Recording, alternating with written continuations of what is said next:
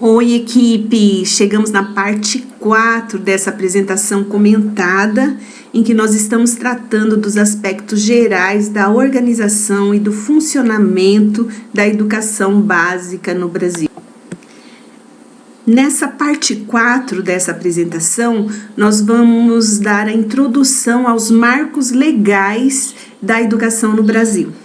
Tudo aquilo que a gente viu, tudo aquilo que nós comentamos e apresentamos nos 3 primeiras apresentações, eles são organizados de acordo com um aparato legal.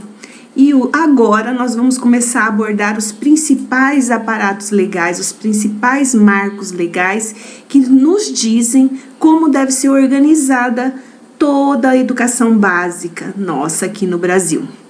Então, nós temos os grandes marcos legais que nós vamos abordar nessa disciplina, é a Constituição Federal, que traz 10 artigos falando sobre educação, a LDB, nossa lei maior, e que orienta de 1996 até hoje a organização da educação básica.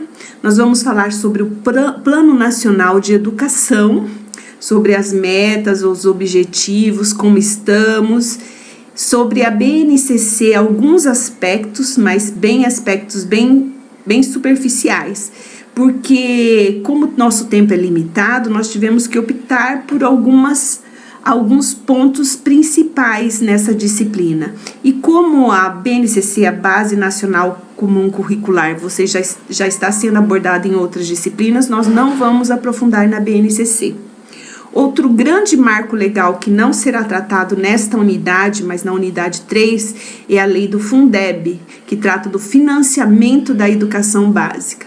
Aqui, na unidade 2 da nossa disciplina de OFEB, o nosso foco vai estar na Constituição Federal, na LDB e no Plano Nacional de Educação.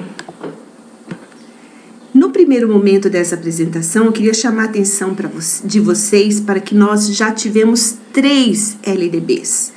No vídeo que vocês assistiram, estudaram e montaram a linha do tempo, a professora comete um pequeno equívoco.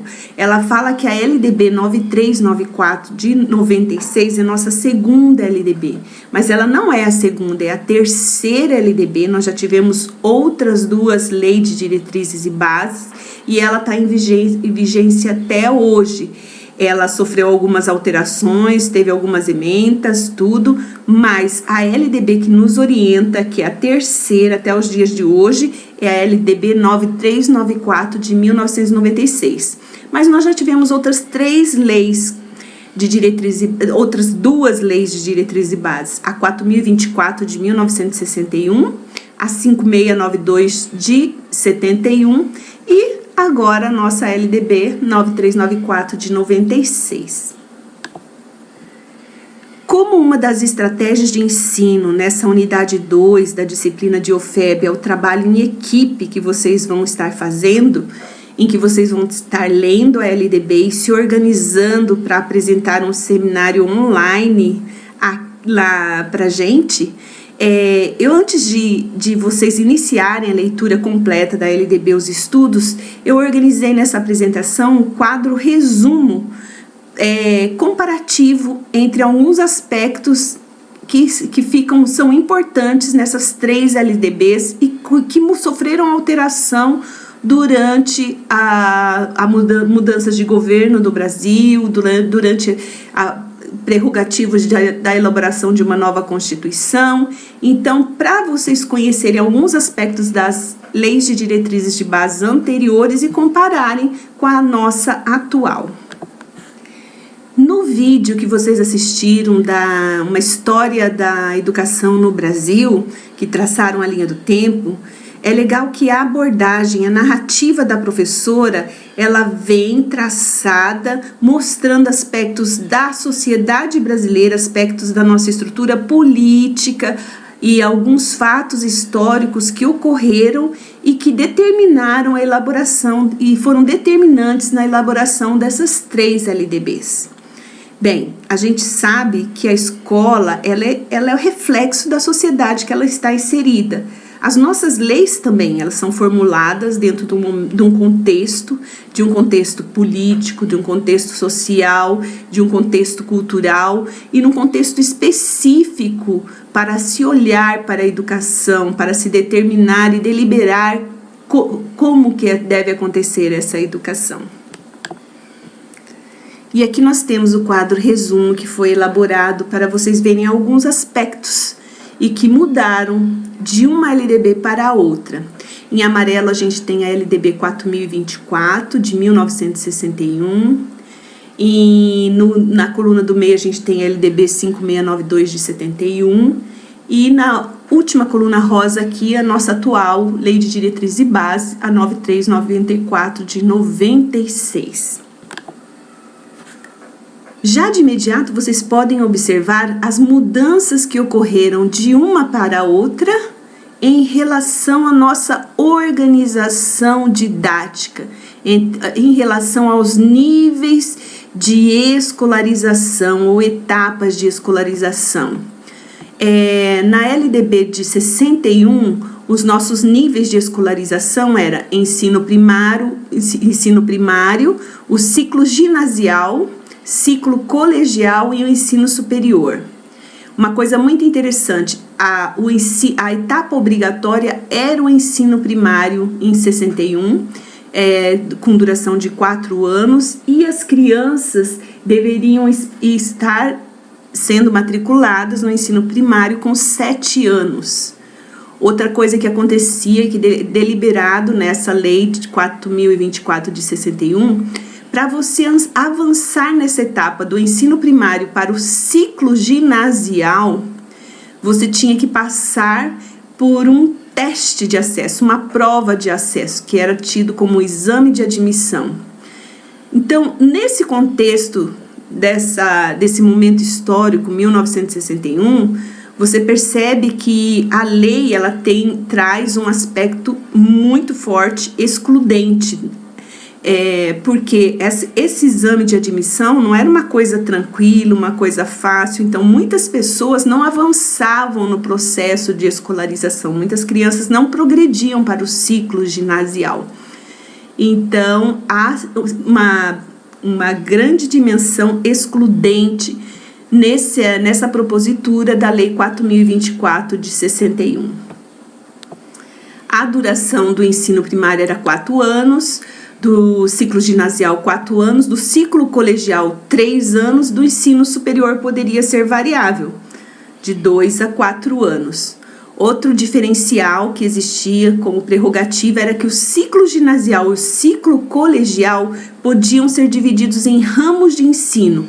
Então, a gente poderia ter o ciclo ginasial e colegial comercial, industrial, agrícola ou normal, dentre outros que também poderiam haver. Então, nós temos essa primeira lei, a LDB de 61. Passado 10 anos, a gente tem a elaboração de uma nova Lei de Diretrizes e Bases, a 5692 de 71. É muito interessante observar o que ocorre nessa passagem histórica, nesse momento de tempo no Brasil.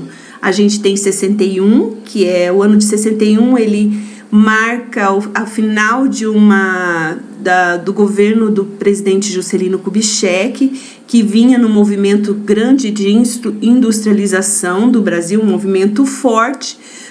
O Juscelino entrega para Jânio Quadros renuncia, o seu vice assume. Em 64 nós temos o golpe, né, no governo de João Goulart, e aí os militares tomam o poder. Os militares tomando o poder, eles elaboram uma nova Constituição Federal. Um novo olhar é dado para toda a situação econômica, política, social e educacional do nosso país. Havendo a elaboração de uma nova Constituição, existe a prerrogativa e o chamamento à elaboração de uma nova Lei de Diretrizes e Bases para a Educação. E essa lei é elaborada em 1971, no contexto de uma ditadura no país. Então, nós podemos perceber que algumas mudanças muito efetivas acontecem em relação à organização dos níveis didáticos, né? A organização didática do ensino. O ensino primário e o ciclo ginasial se fundem agora sendo tomado como ensino de primeiro grau de 8 anos. E essa etapa sendo a etapa obrigatória de escolarização, em que os alunos devem ir para a escola também a partir dos 7 anos. O ciclo colegial passa a ser chamado ensino de segundo grau, com duração de 3 a 4 anos, e o ensino superior variável. Uma coisa interessante que acontece ao se fundir o ciclo primário com o ensino primário com o ciclo ginasial, fica extinto, desaparece aquele exame de admissão. Essa foi uma atitude muito interessante do governo instaurado naquela época, porque o Brasil vinha de uma fase de uma iniciativa de desenvolvimento industrial e havia uma grande necessidade de mão de obra. Tirar esse exame de admissão que acontecia anteriormente era dar oportunidade dessas pessoas que estavam na escola progredirem no seu processo de escolarização e dar oportunidade de ter uma massa mais instruída para a formação de mão de obra. Um aspecto muito forte, um prisma muito reforçado nessa LDB é a perspectiva de iniciativa ao trabalho e habilitação profissional. Então, esse requisito vem fortemente impregnado nessa nova LDB na nossa organização educacional. Formar uma capacitação cidadã mais vinculada à iniciação ao trabalho e à habilitação profissional. O ciclo colegial passa a ser chamado de ensino de segundo grau e antes ele tinha duração de somente 3 anos, mas nessa nova formatação didática e curricular ele pode ter até 4 anos, dependendo do curso profissionalizante que estivesse agregado a essa etapa no processo de escolarização. Outra prerrogativa que vem na lei apresentando é sobre a carga horária. O ensino de primeiro e segundo grau deveriam ter a carga horária mínima anual de 720 horas e o ano letivo com duração mínima de 180 dias. E, enfim, chegamos à nossa LDB. 25 anos depois é elaborada uma nova LDB, que é a que está em vigência até hoje, a 9394 de 96. Nesses 25 anos, nesse intervalo de tempo histórico no Brasil, muita coisa acontece. Em 85, a gente encerra um período de ditadura no Brasil.